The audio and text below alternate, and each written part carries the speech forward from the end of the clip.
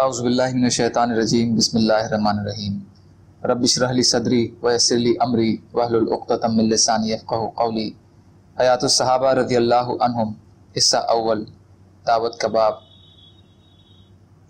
حضور صلی اللہ علیہ وسلم کا حج کے موسم میں جماعتوں کو دعوت دینا۔ حضرت ابن رومان اور حضرت عبداللہ بن ابو بکر رضی اللہ تعالی عنہ فرماتے ہیں، حضور صلی اللہ علیہ وسلم بازار اوقاز میں قبیلہ کندہ کے پاس ان کی قیامگاہ میں تشریف لے گئے۔ آپ ان سے زیادہ نرم مزاج قبیلے کے پاس کبھی نہیں گئے تھے۔ جب آپ نے دیکھا کہ یہ لوگ نرم اور بہت محبت کر رہے ہیں تو آپ نے ان سے دعوت کی بات شروع کر دی کہ میں تمہیں ایک اللہ کی دعوت دیتا ہوں جس کا کوئی شریک نہیں ہے، اور اس بات کی دعوت دیتا ہوں کہ جس طرح تم اپنی جانوں کو حفاظت کرتے ہو اسی طرح میری بھی حفاظت کرو، پھر اگر میں غالب آ گیا تو تمہیں پورا اختیار ہوگا۔ اکثر قبیلے والوں نے یہ کہا کہ تو بہت اچھی بات ہے، لیکن ہم انہی خداؤں کی عبادت کریں گے جن کی عبادت آپ ہمارے باپ دادا کیا کرتے تھے۔ قوم میں سے ایک چھوٹی عمر والے نے کہا کہ اے میری قوم، دوسروں کے ماننے اور ساتھ لے جانے سے پہلے تم ان کی مان کر ان کو اپنے ساتھ لے جاؤ۔ اللہ تعالیٰ کی قسم، اہل کتاب بیان کیا کرتے ہیں کہ نبی حرم میں ظاہر ہوگا جس کا زمانہ قریب آ چکا ہے۔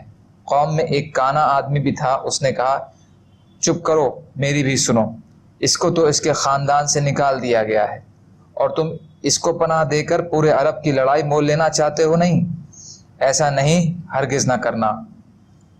یہ سن کر آپ وہاں سے بڑے غمگین ہو کر تشریف لے آئے اور وہ لوگ اپنی قوم میں واپس چلے گئے اور ان کو اپنے سارے حالات سنائے۔ ایک یہودی نے ان سے کہا تم نے بڑا سنہرا موقع برباد کر دیا، اگر تم دوسروں سے پہلے اس آدمی کو مان لیتے تو تم سارے عرب کے سردار بن جاتے۔ ان کی صفتوں اور حلیے کا بیان ہماری کتابوں میں موجود ہے۔ یہ یہودی حضور کی صفتوں اور حلیہ پڑھ کر سناتا جاتا جو حضور صلی اللہ علیہ وسلم کو دیکھ کر آئے تھے، وہ اس سارے تصدیق کرتے جاتے۔ اس یہودی نے کہا ہماری کتاب میں یہ بھی ہے کہ وہ مکہ میں ظاہر ہوں گے اور وہ ہجرت کر کے یثرب جو کہ مدینہ کہلایا وہاں جائیں گے۔ یہ سن کر ساری قوم نے یہ طے کیا کہ اگلے سال موسم حج میں جا کر حضور صلی اللہ علیہ وسلم سے ضرور ملیں گے، لیکن ان کے ایک سردار نے ان کو اگلے سال حج جانے سے روک دیا اور اس وجہ سے ان میں سے کوئی بھی آپ سے نہ مل سکا۔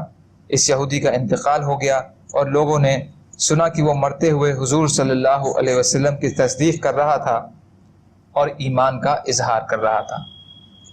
دلائل پیج نمبر 103۔ حضرت عبد الرحمن عامری اپنی قوم کے چند بزرگوں سے نقل کرتے ہیں کہ ہم لوگ بازار اوقاز میں ٹھہرے ہوئے تھے، وہاں ہمارے پاس حضور صلی اللہ علیہ وسلم تشریف لائے اور آپ نے فرمایا کون سے قبیلے کے لوگ ہو؟ ہم نے کہا بنو عامر بن s.a.w کے ہیں۔ آپ نے فرمایا بنو عامر کے کون سے خاندان کے ہو؟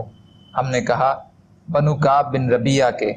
آپ نے فرمایا تمہارا رعب اور دبدبہ کیسا ہے؟ ہم نے کہا کسی کی مجال نہیں ہے کہ ہمارے علاقے میں آ کر کسی چیز کو ہاتھ لگا سکے یا ہماری آنکھ پر ہاتھ تاپ سکے، یعنی ہم بڑے بہادر ہیں، ہمارا کوئی مقابلہ نہیں کر سکتا۔ حضور صلی اللہ علیہ وسلم نے ان سے فرمایا میں اللہ کا رسول ہوں، تو اگر میں تمہارے پاس آ جاؤں تو تم میرے لیے حفاظت کرو گے تاکہ میں اپنے رب کا پیغام پہنچا سکوں، اور میں تم میں سے کسی کو کسی بات پر مجبور نہیں کرتا ہوں۔ تو اس قبیلے والوں نے کہا آپ قریش کے کون سے خاندان سے ہیں؟ آپ نے فرمایا بنو عبد المطلب کے خاندان سے ہوں۔ تو انہوں نے کہا بنو عبد مناف نے آپ کے ساتھ کیا برتاؤ کیا؟ آپ نے فرمایا انہوں نے سب سے پہلے مجھے جھٹلایا اور دھتکارا۔ انہوں نے کہا ہم آپ کو نہ دھتکارتے ہیں اور نہ آپ پر ایمان لاتے ہیں، البتہ آپ کو اپنے علاقے میں لے جائیں گے اور آپ کی ہر طرح سے حفاظت کریں گے تاکہ آپ اپنے رب کا پیغام پہنچا سکیں۔ اس لیے آپ ان کے جانے کے ساتھ ارادہ کر لیا اور سواری سے اتر کر ان کے پاس بیٹھ گئے۔ وہ لوگ بازار میں خرید اور فروخت کرنے لگے، اتنے میں ان کے پاس بیہرہ بن فراس قشیری آیا اور اس نے پوچھا یہ مجھے تمہارے پاس کون نظر آ رہا ہے جسے میں پہچانتا نہیں ہوں؟ انہوں نے کہا یہ محمد بن عبداللہ قریشی ہیں صلی اللہ علیہ وسلم۔ اس نے کہا ان کا تم سے کیا تعلق ہے؟ وہ کہنے لگے انہوں نے ہمارے پاس آ کر یہ کہا ہے کہ وہ اللہ کے رسول ہیں اور ہم سے اس بات کی مانگ کی کہ ہم ان کو اپنے علاقے میں لے جائیں اور ان کو ہر طرح سے حفاظت کریں تاکہ وہ اپنے رب کا پیغام پہنچا سکیں۔ اس نے پوچھا تم نے ان کو کیا جواب دیا ہے؟